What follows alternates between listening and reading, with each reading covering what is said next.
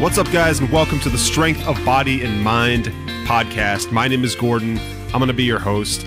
I'm wicked excited for this episode. This is something that I'm extremely passionate about, and I love everything about fitness and nutrition and strength and body and mindset and all that stuff. I really do, which is why I do all of this. But there are a couple things in that space, in that industry, in that subject matter that I get really, really excited to talk about. And it's because I think there's a lot of people, in this case, a lot of people that are struggling are in and around this concept and in and around what I'm about to discuss that I think I can help.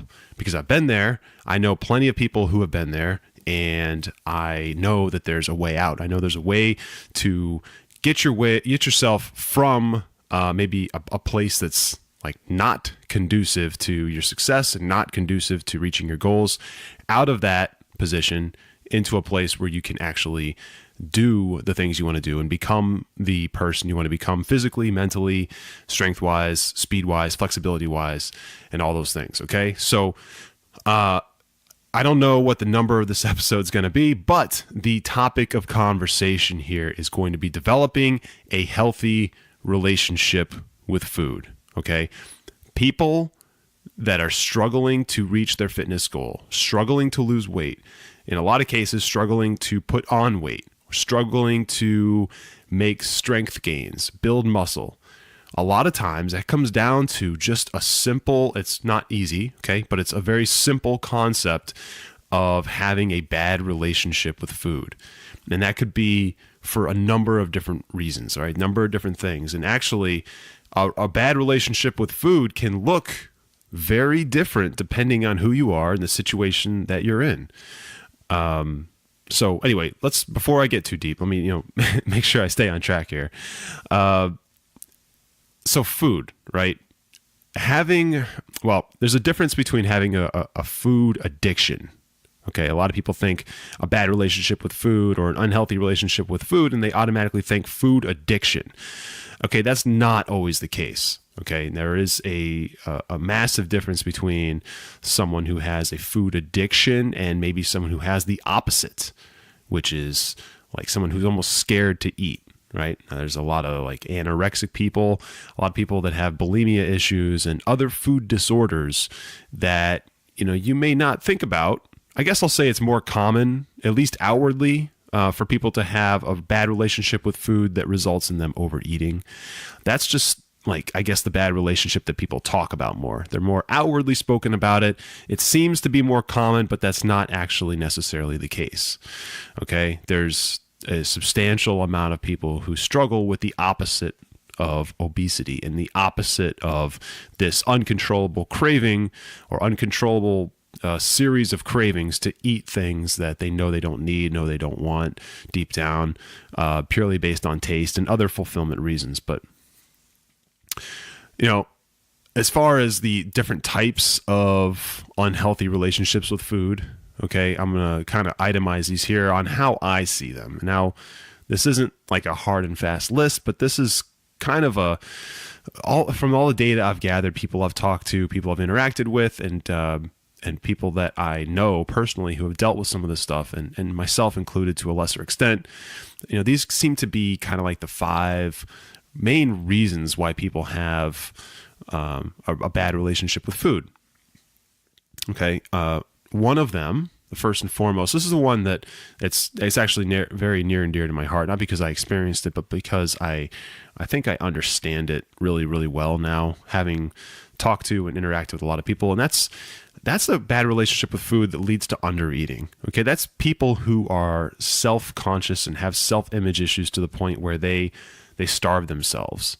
They think that that's the solution. And usually it's because there was at one point a situation where they were overweight, and so they developed this unhealthy relationship to eat less food and eat less often and eat fewer calories, but drink nothing but water. And what they see over time is that in the mirror, they see themselves losing weight, and then they get addicted to that. Okay, so that's that's what happens. They get addicted to seeing themselves get smaller. They get addicted to seeing their clothes, the size of their clothes get smaller. They have to throw away their bigger clothes and buy smaller ones, and they get addicted to that. It's an addiction, okay? And that leads to this extremely unhealthy relationship with food where they're only eating like 5, 6, 7, 800 calories a day. And these are adults, and that's a massive problem. Now, on the flip side of that, okay, number 2, this is the opposite, which is where people have a bad relationship with food that leads to them overeating. And that can be for a number of different reasons. That can be for the reason of being underweight for a period of time. That does happen. You know, some people have a really hard time putting on weight when they're like, I don't know, late teenagers, early adults. And so they start eating more, and out of self-image issues, self-conscious reasons and drivers, that maybe all their peers are bigger or are able to put on more muscle, or, you know, maybe they play a sport and they're just severely undersized, so they start eating more and they get in their own head to a point where they're overeating, and then they take it way, way, way too far, and they develop this unhealthy relationship with food. And you know, it's not well understood for most people who aren't going through it, but it's a major problem. Now, before I keep going, I do want to point out that there's a lot of people who think they have an unhealthy relationship with food, and you know, maybe they do, but it's not the same. They do have an unhealthy relationship with food, but it's not a food addiction. Okay, they're not addicted to something. And these are people that you might come across that say stuff like, oh, dude, if I have ice cream in the house, I'm going to eat it. I can't not eat it. Or if there's chips in the cupboard and I know they're there, I'm going to eat them. I can't control myself to not eat them. And sometimes that's actually a food addiction, or that's actually someone who has a real deep, like, mental thing going on where they have an unhealthy relationship with food. And sometimes it's just people have zero interest. They're not unhealthy enough that it's really that big of a deal, but they have zero interest in exercising the discipline to not eat that food and keep themselves on that next level. So, you know, that's not really what I'm talking about. I do want to get into that a little bit, because I do think that that's a bad relationship with food type of thing, but just to a lesser extent. Okay. So the third one, this is people, this is a group of people or whatever that have a deep focus on the ingredients and makeup of food. Some people call them snobs, right? It could be snobs, foodies, people who are really, really passionate about like what specifically is in their food. They only like these types of ingredients and these types of ingredients. And, you know, I guess you can take this to the next level and talk about people who only eat free range, like eggs, you know, they come from free range chickens, or certain types of meat, or even non-meat eaters like vegans, but only vegans who eat stuff like, you know, that came from this type of farm or whatever. There's some really, really restricting things there that people have developed their whole eating habits and lifestyle around, which is fine. But the problem with that is that sometimes it leads to this extremely unhealthy relationship with food. And it can drive people like batshit crazy if they're only going to eat certain ingredients and certain types of ingredients that came from certain types of farms or certain places in the world, and certain types of animals who are raised by farmers who only treat their animals a certain way. And that causes them to change their lifestyle to something like this. Now they can't go out to restaurants, or very, very, very few restaurants. And if they do go out, they have to be extremely selective about what they can eat. And then that can carry over into how they hang out with their friends and hang out with their family. And all of a sudden they're experiencing all these weird, like, social engagements that go less than perfect, because people start to think they're weird, or they start to think they're weird internally, and it spirals out of control a little bit. And it's all based around this unhealthy relationship with food. And people have their own beliefs. I understand that, and I respect that. I think it's a beautiful thing. I think people should have their own beliefs and their own reasons for doing things. But I just think sometimes people need to maybe take a closer look and take a really, really deep, detailed analysis and inventory as to why they make certain decisions and why they do what they do. And maybe there's some ways to tweak and adjust so that their life isn't solely controlled by food and how their food was prepared and where it came from, and they can actually enjoy eating again and enjoy life socially again, that especially since food is such a big part of our everyday life and how we interact with people. Okay, so the fourth type, and this one is a little bit next level, but it is real, and this is people who have an unhealthy relationship with food based on their macronutrient profile, or more specifically, how they're constructed macronutritionally. In other words, people who have an unhealthy relationship with food that is heavily fat-based or heavily carbohydrate-based or heavily protein-based. That is a real thing. Okay, there's a lot of people, especially those who have started off in their fitness journey and they started trucking along and they developed some success and they learned about macros, and then they became obsessed with macros and they became obsessed with food. And that's fine for a while. That's fine that they are like just so over the top enthusiastic about it that they generate this obsession on making their diet perfect. Some people do that, and I understand. But when they take that obsession, that initial obsession and excitement and enthusiasm to this level where they are dictating every decision that they make throughout their day and where they're going to be at certain parts of the day and who they're going to hang around with based around what macro-friendly food they can have access to, that becomes unhealthy. That starts to affect their lives in ways that is unhealthy, socially, family-wise, and more importantly, mindset at a personal level wise. And that's a major problem. Okay. And it's something that's probably even more rare than, say, the people who talk about like undereating and they're, obsessed with undereating.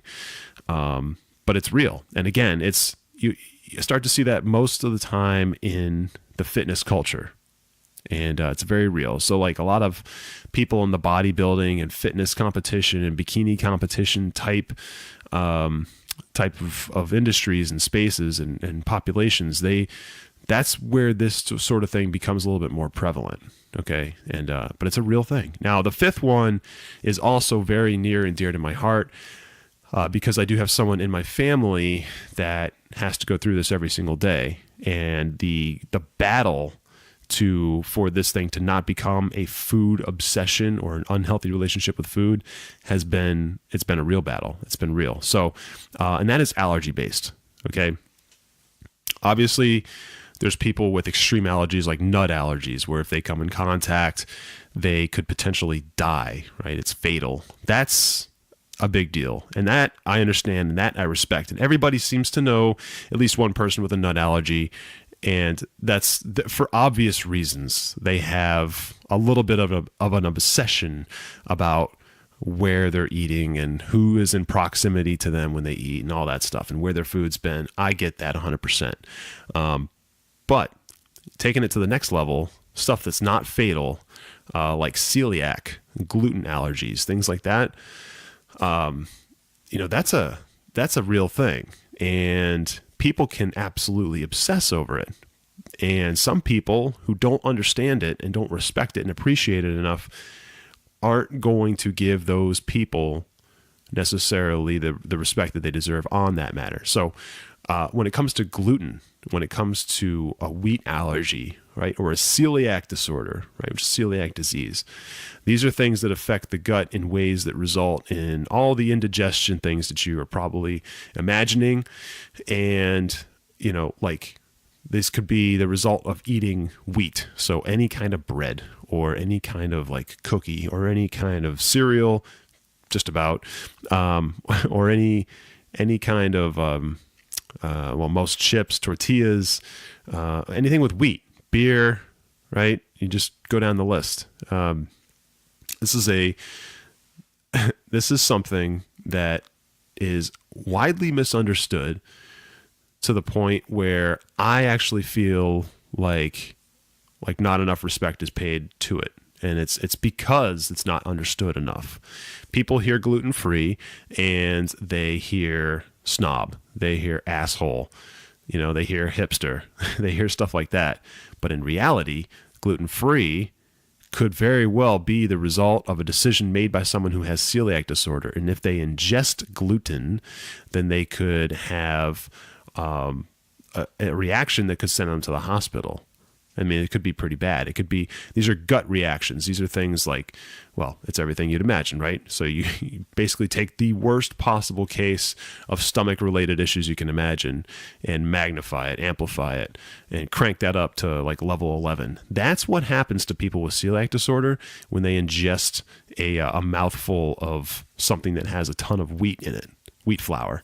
So it's a real problem. And people who have celiac disorder and who have a real gluten-free, a real gluten allergy, they tend to become obsessive about what they eat and when they eat and where their food came from and who prepared it. And they develop an unhealthy relationship with food.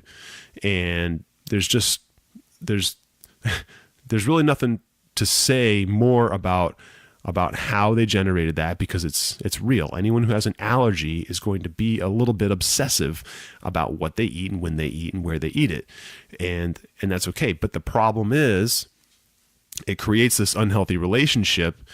And now their whole day, every single day, is based around food. It's based around what they're eating and where they're eating and when they're eating and how they're getting their hands on that food. And it's unfortunate, but it's something that really needs to be drawn to light. So allergies is kind of my fifth one. Those are sort of like, I don't know, the 5 categories of people who have an unhealthy relationship with food that I have come across. So since this whole podcast is really about achieving fitness goals and dialing in your nutrition to get where you want to go, I wanted to bring this up because I want to address that. Yes, in general, a bad relationship with food is a bad thing. That's something that we want to fix. That's something we want to address. We need to address. And it really needs to be addressed before trying to take on any kind of massive lifestyle nutritional change or massive lifestyle fitness type of change. Okay? But it doesn't mean it needs to be 100% fixed, 100% repaired, or 100% addressed to the point where it's eliminated, completely from being a bad part of your life. It doesn't mean it has to be completely fixed before you go on to do those things, but it does need to be addressed. And part of fixing a bad relationship with food can be actually woven in parallel kind of to generating that fitness, fit kind of strength building, healthy lifestyle. They can run in parallel. And that's, if you have an unhealthy relationship with food right now, and you have an interest in doing other things in your life to get more fit, more active, build strength, build muscle, things like that, you can do both of those things at the same time. So how do you develop a healthy relationship with food? Okay, well, before we go into that, I just want to remind everybody who's listening, I had an awful relationship with food. I had a terrible relationship with food. I mean, it wasn't even that long ago that I started to really figure it out, like maybe a couple of years. And so I understand it, okay? I used to eat everything, everything. I was probably eating 5, 6, 7, 8,000 calories a day for years. And there was a reason I was 70, 80 pounds overweight. And when I say 70, 80 pounds overweight, I was 240 knocking on the door of 250 at 5 foot 11 inches and change. And I didn't play a sport or anything. It's not like I was hiding all of that underneath like a lot of muscle because I was a linebacker in football or anything like that. No. I played guitar. I was an engineering student. I didn't move. I played World of Warcraft. Okay. I didn't do much. But I happened to be carrying around an extra 70, 80 pounds because I thought that was a good idea. I just ate. That's what it was. I don't know. My decisions seemed like the right decisions at the time. Kind of. They made me happy. I had an unhealthy relationship with food. So it wasn't uncommon for me to wake up on like a random Tuesday before class in college and go and eat like sausage and eggs and hash browns and English muffins and orange juice and coffee, and just load up my plate and then go to class and then get out of class and have a snack of something like a bagel, like a bagel's a good snack to have. And then go to class again or whatever, come out and have lunch, and my lunch would be a couple of cheeseburgers and some fries and maybe a milkshake or an ice cream bar or something. Go back to class, get out, have another snack, go to class, get out, and then go get like a pizza and drink, some beer or whatever, and then do my homework. And then late at night, order another pizza, or late at night, order a steak and cheese sub and fries. Like that was my lifestyle back then. Okay. I remember when I started lifting weights, I thought it'd be a good idea and necessary for me to go to this burrito place by my college and get 2 of these 1,200 calorie burritos. I thought that was a good idea. I thought because I was lifting a lot of weight, that this was true, by the way. I was 20 years old or something, 21. I didn't understand anything back then, but I thought it'd be a good idea and a necessary idea for me to eat 2,400 calories worth of burritos and in one meal, in one sitting. Why? I don't know. Because again, I just thought it was a good idea. I didn't research anything. I didn't listen to any podcasts. I didn't look up anything about nutrition. I didn't understand anything. All I did was make up these ideas in my head. And that was all based around having a bad relationship with food. Okay. I didn't want to just have one burrito. I was working out. Therefore, I justified having 2 burritos, 2 of these massive burritos. And, I like the satisfaction in the form of how good food tastes, right? It tastes good, makes you feel good for a minute. And so I was addicted to that. Now, the way to develop a healthy relationship with food is to not eliminate your favorite food. Okay, that is not the way to develop a healthy relationship with food. What you do need to do is to set up boundaries. And those boundaries are called macros. Okay, there's a strategy for this. Macronutrients. First of all, we talked about this in episode 7. So if you haven't listened to that, go back and listen to episode 7. Macros have gotten a lot of negative press lately. I feel like people are viewing macros and counting macros and tracking macros and looking at macros. They're thinking of this and they're looking at it as this really constricting thing that creates bad relationships with food. I see it as the complete opposite. I see macros and understanding of macros as the way to develop a healthy relationship with food. I think if everybody had an understanding and an education on macros, which doesn't take that long, by the way, to do, that they would live their best lives nutritionally and health-wise. Because you don't need to eliminate food, and you don't need to live every single day to a single calorie, single carbohydrate gram based prison. You're not living inside that cell of those numbers, right? When I say set up boundaries, I mean you set up some general boundaries and then you live inside those boundaries.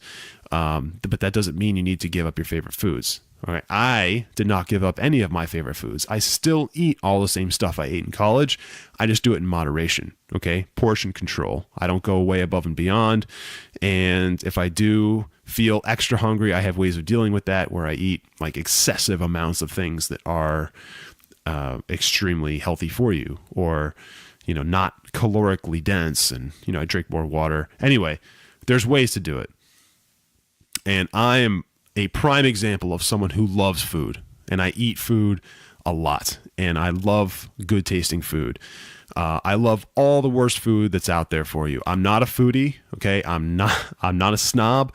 I'm not picky, right? I love diner food and local greasy pizza just as much as I love extremely refined food and, $70 steaks and stuff like that from expensive steakhouses. I love food. Okay, but I have found a way to enjoy food and also lose weight and build muscle and get fit. Okay, and I'm 33 years old. All right, I'm nothing special. And if I can do this, you can do this. So Let's talk about the positives of macros, right? Real specifically. I like to use them as a guideline. Okay, a guideline, and I like to put a tolerance on that guideline. Now, I can't tell you, like I talked about in episode 7, I can't tell you, nobody can tell you actually, what your exact macros are for your maintenance. Like, you know, if you eat just these things, that you'll maintain whatever weight you're at when you started. I can't tell you what those are. I also can't tell you what your cutting macros are, which would be if you stick to that cutting macro value, you will lose weight. And I can't tell you what your bulking macro value will be, which means if you eat those bulking macro numbers that you'll put on weight. That's different for everybody. Now, I can tell you approximately what it would be probably through some calculations, but it really is going to come down to you testing and tweaking. So, I'm not going to go into how you calculate that here. So you can go look some of that stuff up and, we can talk about it. You can hit me up if you'd like. But once you have those numbers kind of established, right, then you can start to live inside of those boundaries. And it doesn't have to be day to day. This is where most people mess up, okay? It doesn't have to be every single day, okay? Meaning, when you set up macros, when you understand that your macro, let's just say your weight loss macronutrient numbers come in at something like 2,200 calories, 2,100 calories. Okay, we're going to stick with 21 for this. And the macros are whatever they are, right? 200 something grams of protein, 200 grams of carbs, I don't know, 50 grams of fat. I'm just making this up. I really didn't do the numbers, right? But anyway, around that, okay, around 2,100 calories. That's on average, okay? That's on average. Now, if your number is 2,100 calories, okay, there is nothing wrong with taking in 2,000 calories on Monday, all right, 2,100 calories on Tuesday, and then 2,200 calories on Wednesday, and then 2,100 calories again on Thursday. There's nothing wrong with that. And if you look over a 7-day span, if you're averaging 2,100 and there's no real crazy transient spikes throughout that, throughout the week, then you're going to be just fine. Okay. What the biggest mistake people make when they start talking about macros and tracking macros is that they think they need to absolutely hit every single calorie and every gram of fat, carbohydrates and protein on that day. And if they mess that up for one day, that the whole thing has gone to shit. That's absolutely not the case. Okay. That's one of the biggest reasons why people fail when they start tracking macros. Macros are supposed to be guidelines. Okay. And you want to stay in those guidelines. You want to try to get close, but you can't use it as like this letter of the law thing where if you violate it, you've gone and fucked up the whole system, because that's just a sure way to absolutely crush everything that you've worked towards mentally. Okay. So I want to give you an actual strategy right now. This is an actual strategy. This will work. If you follow this strategy, you will absolutely lose weight, change your lifestyle, okay, and set yourself up to absolutely dominate. Okay. It's proven. It works. I've done it. I still do it. And I promise you, it'll get you where you want to go. Okay. It goes like this. And I've talked about everything here in the past, I think, but I'm going to lay it all out in a sequential order. Okay. There's some stuff at the end that's incredibly important. But anyway, number 1, start incorporating new habits one at a time. This is something that most people just don't do. And because they don't do it, they think they can go cold turkey from some horrible lifestyle that's like full of bad food and bad decisions and all this extra stuff to one that's completely the opposite and do well. And that's just not the case. So you have to start incorporating new habits one at a time, slowly, naturally. Okay. And some of these habits that I think are incredibly important for everybody to incorporate are drinking water. Okay. A habit should be throughout the day, every day, drinking water at certain times, maybe, or, upon waking, and then at lunch, and then in the afternoon, and then at dinner, and then after dinner. Like there should just be a high consumption of water every single day. And this goes for every single human being. There's no reason why you would want to not drink water. And there's no one on this planet who would drink more water and feel bad as a result. Okay, water makes up so much of your body. It helps so much, and it helps in ways that I can't really describe. But it helps with everything related to weight loss and everything that we talk about here. Okay, that should be like the number one habit that everybody does. Everybody changes. The problem is most people won't. Anyway, the second one, okay, a second habit that I think everybody should incorporate is smaller portions. Okay, smaller portions. This is something that, especially if you are overweight and trying to lose weight, smaller portions is a way to get there. Okay, and this is something that's incredibly difficult for a lot of people. But if you cut your portions down, right, starting small, starting at maybe cutting them down by 25%, or even less than that, maybe 20%, and then after a few weeks or a month, cutting it down by another 20%. Right, you'll see dramatic results. And the reason for that is you're changing your net calorie in, calorie out. All right. Now you combine that with drinking more water, then you're going to see ridiculous results. And those are very simple things. All right. A third one is to not drink your calories. Guys, you don't need to drink your calories. Now there's drinks out there that have calories in them that I like to. All right. But in general, 9.9 out of 10 things that I drink have 0 calories. And that comes a lot from drinking more water. That comes from drinking my coffee black. All right. And yeah, I know that has like 10 calories in it or something, but it's essentially calorie free. But if you drink your calories, you're only hurting yourself.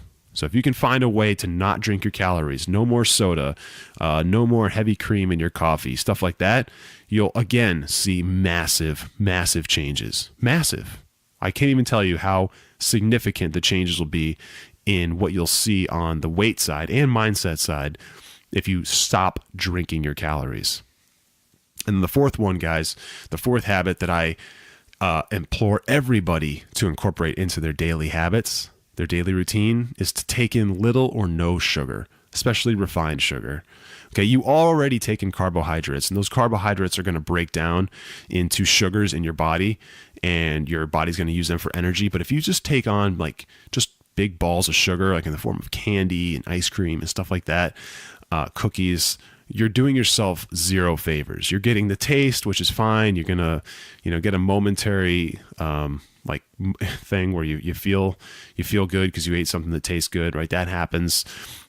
But beyond that, you're doing way more harm for your body. Now, if you can incorporate those 4 habits, more water, smaller portions, not drinking your calories, and taking in little or no sugar on a daily basis, you will see ridiculous results. And this is something that so few people do. And if you actually do it, I promise you, if you actually do it, you'll see ridiculous results. Everything that you had in mind of how you wanted to look and how you wanted to feel starts with these things.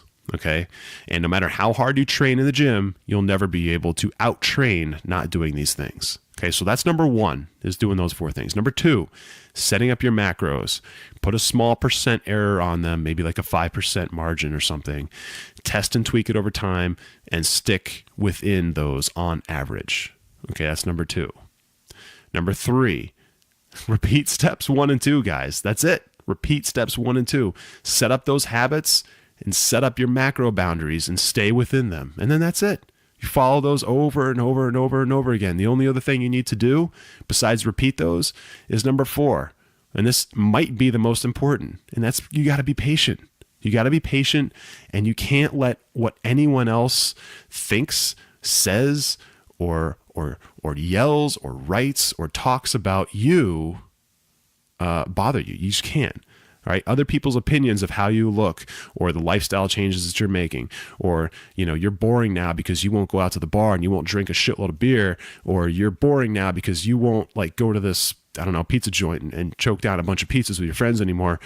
Like, you can't let that shit bother you. Okay. And once you cannot let that bother you, and you are your own critic, you will be in control. That's what's going to allow you to dominate, because then now you can be less hard on yourself, right? When you know that you're making all the right decisions, you won't be so hard on yourself. When you can actually look someone else in the eye and say, no, I don't want to do that. I don't want to eat that. I don't want to drink that, because I don't like the way it makes me feel. Now you're in control. And when you're in control, that just completely feeds the mindset. So all the positivity, all the confidence, all the self-worth, everything will spawn from that. Okay? So this is the 4-step process, guys. This is the strategy to getting your body in check, to fix your bad relationship with food and dominate your fitness goals. All right? I promise you, again, you can't out-train all of your food intake and all of your food relationship stuff. You just can't. This is the backbone of everything. So I promise you, incorporate some of this stuff into your lifestyle and you'll see a massive, massive change. And if you have anybody in your life, anybody at all, that has a relationship issue with food, whether it's a good relationship or a bad relationship, send this podcast to them, have them check it out.